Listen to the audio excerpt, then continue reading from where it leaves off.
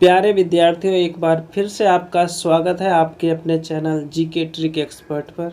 आज हम भारतीय राज्य व्यवस्था से कुल 19 या 20 क्वेश्चंस करने वाले हैं पूरे ट्रिक के माध्यम से।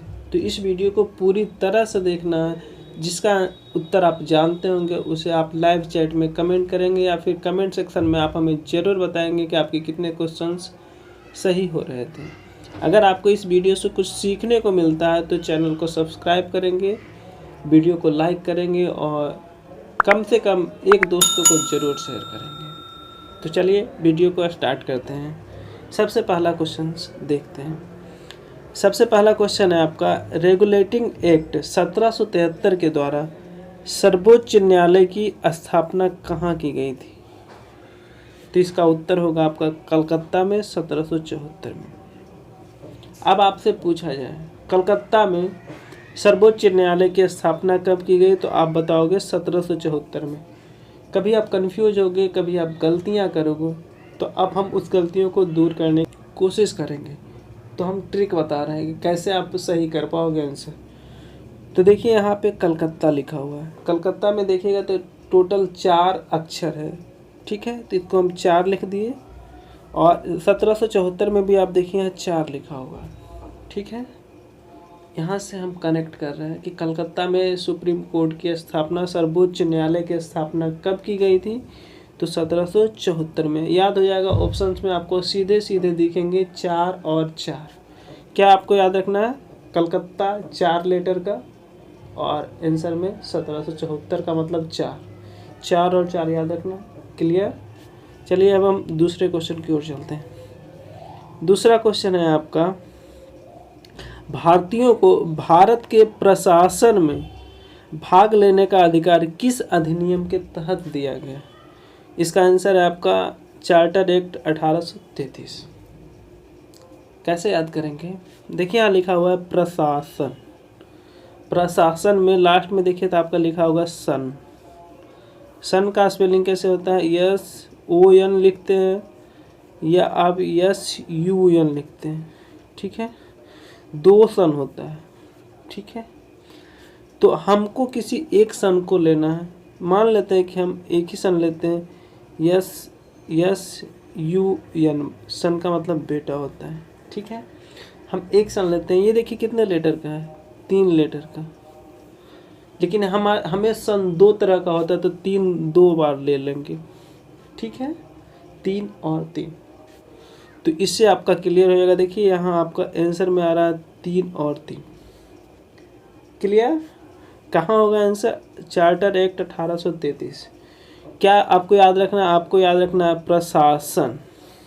क्या याद रखना है? प्रशासन। प्रशासन वर्ड आया, सन देखेंगे, सन का मतलब 3।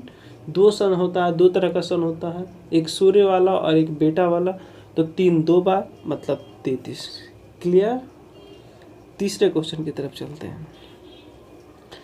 तीसरा क्वेश्चन है आपका कि भारतीय विधान परिषद को बजट पर बहस करने की शक्ति किस अधिनियम के द्वारा प्राप्त हुई?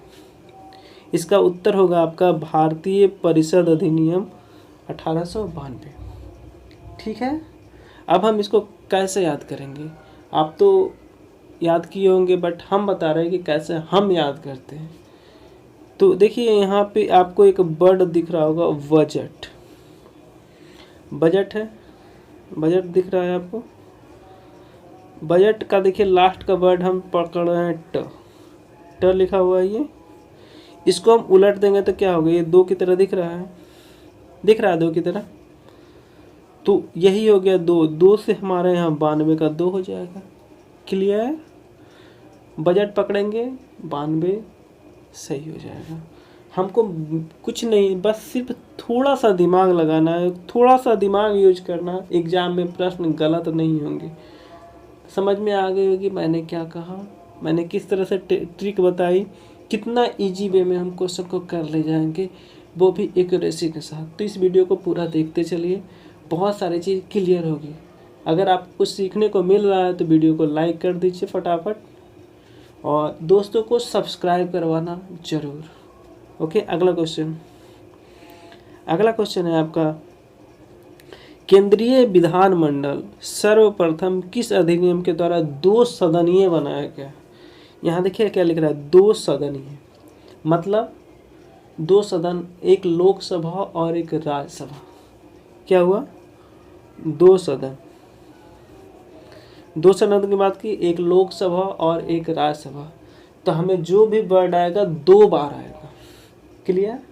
उत्तर मारने के लिए हमें जो भी वर्ड आएगा 2 बार आएगा। तो देखिए यहाँ 19-19, ठीक है, 19-19 2 बार आया है। द्विसदनीय 2 बार, 2 बार देखेंगे 19-19 आया है उत्तर। अभी मैंने बताया बजट, बजट क्या? 1892, ठीक है, 1892 बजट वाला मैंने बताया 1892।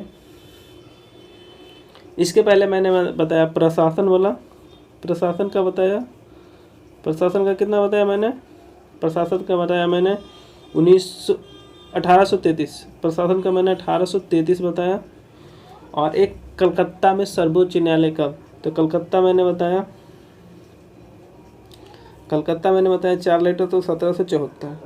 चारों क्वेश्चन आपको याद हो गए होंगे, क्लियर हो गए होंगे। अब 5वें क्वेश्चन की तरफ चलते हैं। 5वां क्वेश्चन क्या कहते हैं?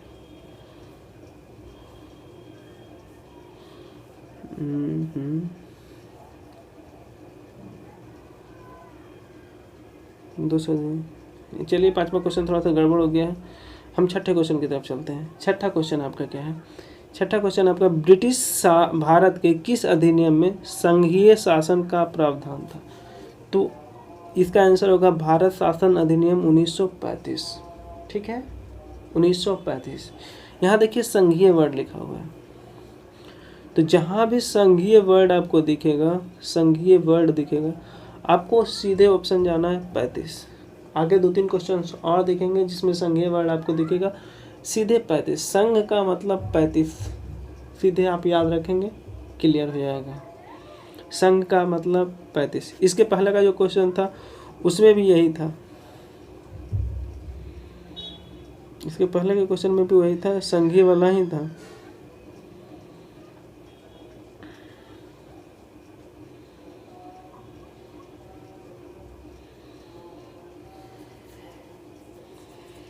अगला क्वेश्चन है आपका, देखिए अगला क्वेश्चन है आपका, अखिल भारतीय संघ, देखिए यहाँ भी संघ आ गया, ठीक है, अखिल भारतीय संघ स्थापित। तो देखिए संघ जैसे यहाँ हम 35 करके निकल लेंगे। अगला क्वेश्चन की तरफ चलते हैं। अगला क्वेश्चन है, देखिए आपका अगला क्वेश्चन है, भारत के संविधान में केंद्र और राज्य के मध्य किया गया शक्तियों का विभाजन किस अधिनियम पर आधारित है? तो इसका आंसर होगा भारत शासन अधिनियम 1935। देखिए केंद्र को हम क्या बोलते हैं? केंद्र को हम संघ भी बोलते हैं, ठीक है, केंद्र और राज्य दोनों मिला के हम संघ बोलते हैं। संघ यहाँ आ गया, संघ का मतलब 35, याद रखेंगे, क्लियर हो जाएगा। अगले पॉइंट्स की तरफ चलते हैं। अगला पॉइंट आपका, एक निर्वाचित संविधान सभा द्वारा भारत के संविधान के निर्माण का प्रस्ताव। देखिए यहाँ प्रस्ताव की बात कर रहा है, एक प्रस्ताव आया था और एक गठन आया था, भारतीय संविधान सभा का गठन, एक भारतीय संविधान सभा के निर्माण का प्रस्ताव। तो प्रस्ताव पहले आया था, तो पहले मिशन आएगा, मतलब क्रिप्स मिशन पहले आया था, उसके बाद कैबिनेट मिशन आया था, याद रखेंगे। पहले क्रिप्स मिशन आया था, बाद में कैबिनेट मिशन आया था। क्रिप्स मिशन कब आया था? 1942 में। क्रिप्स मिशन कब आया था? 1942 में। और कैबिनेट मिशन कब आया था? 1946 में। तो अगला क्वेश्चन फिर देखिए, अगला क्वेश्चन है आपका, भारतीय संविधान सभा का गठन। देखिए वहाँ था क्या? वहाँ प्रस्ताव था, वहाँ प्रस्ताव था, तो प्रस्ताव 42 में आया था, 1942 में क्रिप्स मिशन के द्वारा। जबकि गठन की बात की तो कैबिनेट मिशन 1946, कैबिनेट मिशन 1946, ठीक है। अगले क्वेश्चन की तरफ चलते हैं। अगला क्वेश्चन, अब देखिए जब हमारा संविधान सभा बना था तो उस समय एक अंतरिम सरकार बनाई गई थी, एक सरकार बनाई गई थी, उसमें बहुत सारे लोगों को मंत्रिमंडल दिया गया था, उनको विभाग दिया गया था कि आपको कौन से विभाग के कार्य को देखने हैं। तो उसी के तहत हमने सारे विभाग के सदस्यों का नाम लिया और उनके जो विभाग है उसके नाम मैंने लिए हैं। मैं आपको ट्रिक के माध्यम से इसको भी याद करवा दूंगा, आप भूलोगे नहीं। तो देखिए, सबसे पहला आपका है जवाहरलाल नेहरू राष्ट्रमंडल एवं विदेशी मामले। क्लियर? तो देखिए इसको कैसे याद करेंगे। इसको याद करने का सिंपल सा तरीका है, जवाहरलाल नेहरू देश के पहले पीएम, पहले प्रधानमंत्री थे जवाहरलाल नेहरू। तो प्रधानमंत्री क्या करते हैं? प्रधानमंत्री करते हैं कि दूसरे देशों की यात्रा करते हैं। यात्राएं करते हैं तो मतलब विदेश का कार्यभार उनके हाथ में दे दिया गया, क्योंकि विदेश जाते हैं, क्योंकि पीएम ही ज़्यादातर विदेश की यात्रा पर जाते हैं। अगर पीएम नहीं जाते तो वो अपने रिप्रेजेंटेटिव को भेजते हैं, लेकिन ज़्यादातर केस में पीएम जाते हैं। तो पीएम का हो गया विदेशी मामला। और एक राष्ट्रमंडल की बात करते हैं। तो ये राष्ट्रमंडल क्या होता है? तो राष्ट्रमंडल एक संगठन टाइप का होता है जिसके अंतर्गत इंग्लैंड या ब्रिटेन ने जितने देशों पे शासन किया उन सब सारे देशों को मिलाकर एक राष्ट्रमंडल कहा जाता है। राष्ट्रमंडल क्या होता है? तो राष्ट्रमंडल एक संगठन टाइप का होता है जिसमें ब्रिटेन ने जितने देशों पे शासन किया उसे उसके अंतर्गत रखा जाता है। तो जवाहरलाल नेहरू क्या हो गए? पीएम थे, तो विदेश का मामला देखे और साथ ही साथ वो राष्ट्रमंडल का मामला देखते थे। क्लियर? अगला क्वेश्चन, अगला है आपका सरदार वल्लभ भाई पटेल। सरदार वल्लभ भाई पटेल, इनको मिला था गृह सूचना एवं प्रसारण। ठीक है, कैसे याद करेंगे? याद करने का सिंपल सा तरीका, आप यहाँ सरदार पकड़ लेंगे। सरदार, सरदार का मतलब क्या होता है? एक घर का मुखिया। घर का मुखिया होता है तो वो क्या करेगा? घर के बारे में पूरी जानकारी रखेगा वो। गृह, साथ ही साथ कौन कहाँ क्या कर रहा है उसके बारे में सूचना लेगा, और किसको क्या करना है उसके बारे में सबको बताएगा। मतलब अलग अलग कार्यों का बंटवारा वही करेगा। तुम्हें कल ये करना है, तुम्हें कल वो करना है, तुम्हें कल वो करना है। ये सब सारी जानकारियाँ, सारी चीज़ों का काम सरदार का होगा। सरदार मतलब जो घर का मुखिया होगा। तो वही सरदार वल्लभ भाई पटेल को जो मंत्रालय मिला था उनका नाम था गृह सूचना एवं प्रसारण। सूचना लेना कहाँ तक काम पूरा हुआ और किसको कौन सा काम करना है इसके बारे में जो जानकारियाँ लेता है उसे सरदार, मतलब घर का एक जो हेड होता है उसको माना जाता है। और ये घर का काम होता है, इसलिए सरदार वल्लभ भाई पटेल गृह मंत्रालय, सूचना एवं प्रसारण मंत्रालय। क्लियर? अगला क्वेश्चन देखते हैं। अगला क्वेश्चन है आपका राजेंद्र प्रसाद, इनको मिला था खाद्य एवं कृषि मंत्रालय। खाद्य एवं कृषि मंत्रालय। देखिए यहाँ आपका लिखा हुआ है राजेंद्र, इसको दो पार्ट में तोड़ेंगे, संधि विच्छेद करेंगे तो क्या होगा? राजा प्लस इंद्र। ठीक है, अब हम देखेंगे यहाँ से इंद्र के बारे में। इंद्र को क्या बोला जाता है? इंद्र को बारिश का देवता बोला जाता है। बारिश का देवता, तो अगर बारिश होगी तो कृषि होगा, जिससे कि खाद्यान्न मतलब खाद्य फसल जो भी होंगे वो उत्पादित होंगे। तो सिंपल सा यहीं से हमने ट्रिक को रिलेट किया है कि राजेंद्र प्रसाद, राजेंद्र मतलब इंद्र, इंद्र हो गया तो खाद्य और कृषि अच्छे ढंग से होगा। अगर बारिश अच्छे ढंग से हुई तो खाद्य और कृषि बहुत अच्छे ढंग से होगा। तो राजेंद्र प्रसाद कृषि एवं खाद्य मंत्रालय। अभी मैंने बताया था सरदार वल्लभ भाई पटेल, इनको कौन सा मंत्रालय मिला था? इनको मिला था गृह सूचना एवं प्रसारण। उसके पहले मैंने क्या बताया था? उसके पहले मैंने आपको बताया था जवाहरलाल नेहरू के बारे में। जवाहरलाल नेहरू कौन मंत्रालय? विदेश मामला और राष्ट्रमंडल। अब चलिए आगे देखते हैं। अगला है आपका जॉन मथाई। जॉन मथाई उद्योग एवं नागरिक आपूर्ति। उद्योग एवं नागरिक आपूर्ति। देखिए मथाई का मतलब क्या होता है? मथना। मथना मतलब इतना रगड़ देना, इतना रगड़ देना कि कोई चीज़ टूट कर मतलब बिखर जाए।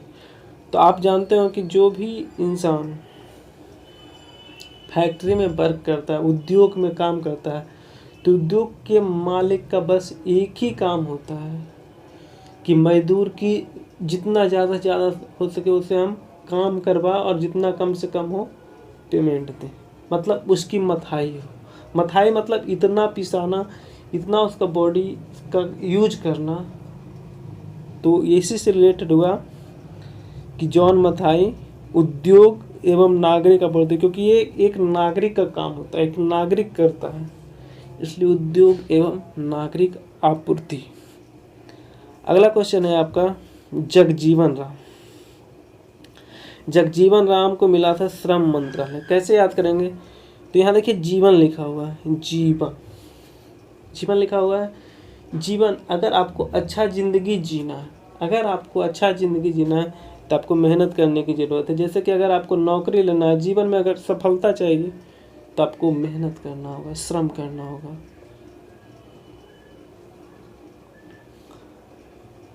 इससे आप याद रखोगे जगजीवन राम श्रम मंत्रालय।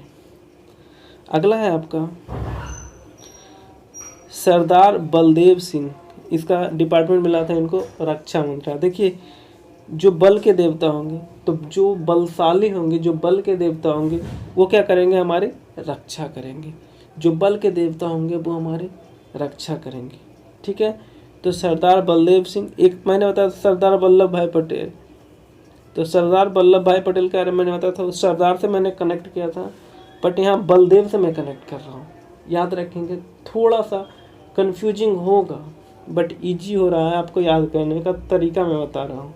एग्जाम में क्वेश्चन अगर 2 से 3-4 बार आप प्रैक्टिस करके गए तो कहीं ना कहीं एग्जाम में आप क्वेश्चन गलत नहीं करोगे, तो इसको नोट करके प्रैक्टिस भी कर लेनी है आपको।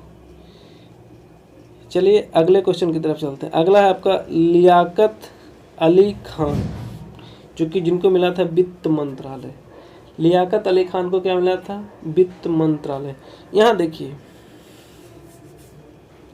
यहाँ आपका लिखा हुआ है लियाकत। लियाकत को देखे जाते हैं, यहाँ वर्ड छुपा हुआ है ताकत। क्या छुपा हुआ है? ताकत। जिसके पास ताकत होगा वही ना पैसा कमाएगा, मतलब जिसके पास ताकत होगा वही ना रुपया कमाएगा। तो ताकत से हो गया लियाकत और पैसा से हो गया वित्त, मतलब राजस्व या धन। तो ये लियाकत अली खान वित्त मंत्रालय। अगला है आपका सी राजगोपालचारी शिक्षा एवं कला। यहाँ देखिए लिखा हुआ है लाचारी। लाचारी का मतलब लाचार। लाचार इंसान होगा। क्यों लाचार होता है? क्योंकि उसने पढ़ाई नहीं करी, उसने मेहनत नहीं करी, उसे हमारी कला और संस्कृति के बारे में कोई जानकारी नहीं, तो वो इंसान लाचार है। तो यह सी राजगोपालचारी शिक्षा एवं कला। क्या? शिक्षा एवं कला। अगला क्वेश्चन है आपका, लास्ट क्वेश्चन होगा ये है आपका भारत शासन अधिनियम 1919 की समीक्षा करने के लिए 1927 में साइमन कमीशन का गठन किया गया था। साइमन कमीशन का गठन किया गया था कब? 1927 में। आपसे पूछा जाएगा साइमन कमीशन का गठन कब किया गया था, तो 1927 में। कैसे याद रखेंगे? तो याद रखने का तरीका देखिए, याद रखने का तरीका है यहाँ साई लिखा हुआ है, साई यहाँ 27 लिखा हुआ है, 27। कुछ लग रहा है मैचिंग साई 27। देखिए यहाँ ई है ना, साई 27। यहाँ से आप मैच कर लोगे। Simon commission 1927। क्लियर? ये किस लिए आया था? ये आया था भारत शासन अधिनियम 1919 की समीक्षा करने के लिए इंडिया आया था। इसी के विरोध में लाला लाजपत राय की लाठियों से मृत्यु हो गई थी। तो आपको याद हो गए होंगे, आशा करता हूँ कि आपको याद हो गए होंगे। अगर आपको वीडियो पसंद आया तो वीडियो को लाइक कर दें, कमेंट सेक्शन में एक कमेंट जरूर करें। मिलते हैं आपसे अगले वीडियो में, तब तक अपना ध्यान रखें।